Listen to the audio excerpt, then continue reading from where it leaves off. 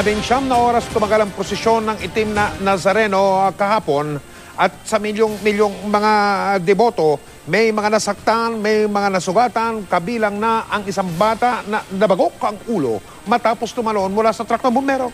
Nakatutok sila, Alvis.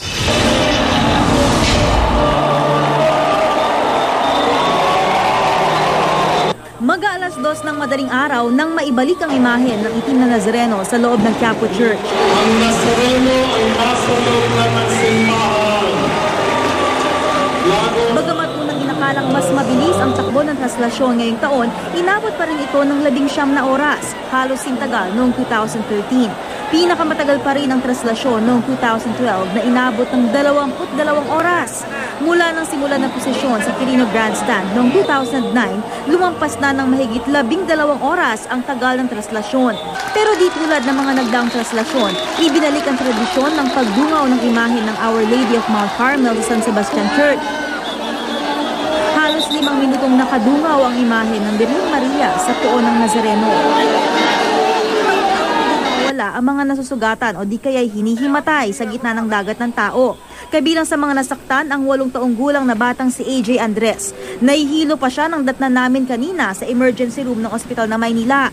Sa gitna ng pista ng Nazareno kahapon, tumalon daw mula sa fire truck si AJ at tumama ang ulo sa semento. Mabuti na lang at normal naman ang resulta ng kanyang CT scan at x-ray. Malapit lang ang bahay ni na AJ sa Quiapo. Di raw alam ng mga magulang niyang nagpunta ito doon kasama ang kanyang mga kalaro. Ako po kasi marami po kasing tao eh. Saka talagang bawal ang bata doon. Ayaw ko po talaga. Yun nga lang po, hindi ko po alam talaga na nagpunta talaga siya sa Quiapo. Nakita mo maraming tao, di ba? Hindi ka natakot? Hindi po. Anong nangyari sa'yo? Bakit ka, nauntog? Tumalon. Saan? Sa fire truck. Isa lamang si AJ sa 17 isinugod sa ospital ng Maynila kahapon mula sa prosesyon.